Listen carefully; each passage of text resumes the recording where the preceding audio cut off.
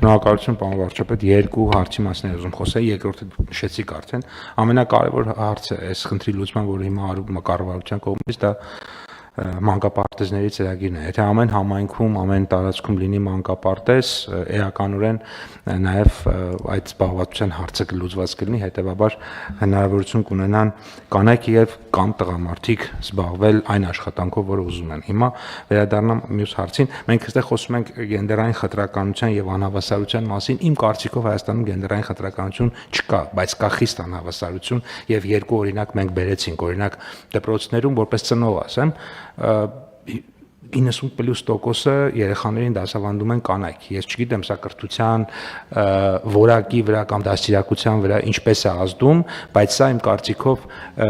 խնդիր է նաև։ Ներեք, պարոն Պապյան, եթե բուհերի 90%-ում սովորում են աղջիկները, բա դպրոցում ով պետք է դասավանդի։ Տղամարդկանց, որ հիմա այսինքն տեղից է պետք սկսել։ Եթե երգչախմբի 100% աղջիկներն են, բա հետո ով է գնալու այդ դպրոցում դասավանդի, բա այդ եմ ասում։ Եթե մենք կրթությունը նույնքան ընկալելի չի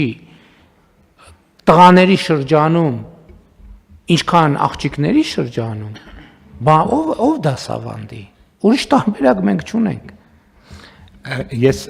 կոնկրետ իմ մասնավոր դեպքի է, հիմա կարող է վիճակագրությունը մի փոքր տարբեր լինի, բայց այդ մասնավոր դեպքը ես հետաքրքրվել եմ իմ երեխայից եւ այդպես է, ու սա իմ կարծիքով պիտի երևի լրացուցիչ մտածենք խթանների մասին, որպեսզի նաեւ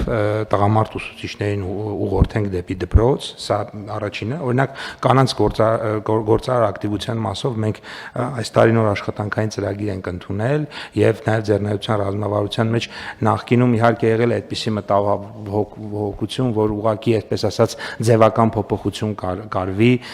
նույն ընտանիքի ենթադրենք տղամարդ անդամից դեպի կին անդամ փոփոխություն բիզնեսի մեջ, բայց նույնիսկ եթե անգամ այդպես լինի, իմ կարծիքով այդտեղ էլի վատ բան չկա։ Մենք նույնիսկ անգամ այդ ձևական փոփոխությունները իրենք ժամանակի ընթացքում կբերեն կնոջ ներգրավվածության մեծացման, որտեղ ինքը ստիպված է լինելու ինչ-որ պայմանագրեր ստորագրել, ինքը ստիպված է լինելու պետության կամ այլ կազմակերպությունների հետ ինչ-որ գործնեության մեջ մտնել, այսինքն մենք անգամ նույնիսկ եթե գործառնական հիմնական գործառույթը տղամարդը իրականացնի, ենթադրենք ընտանեկան բիզնես է, կինը ստիպված է լինելու որոշ դեպքերում ներգրավել այդ process-ի մեջ եւ դա էլի իր կամաց կբերի նրան, որ կանայք ավելի շատ կներգրավեն գործարար ակտիվության մեջ։ Ես կարծում եմ, որ այստեղ մենք ունենք անհավասարություն եւ դա եւ օբյեկտիվ հիմքեր ունի եւ նաեւ ունի որոշակի մշակութային եւ այդ թվում նաեւ ձեր նշած քրեական մշակույթի հետ կապված տարերը եւ կարծում եմ լրացուցիչ միջոցներ է պետք, որպիսի մենք ազդենք այս process-ի վրա, որովհետեւ ելի եմ կրկնում իմ տպավորությամբ մենք չունենք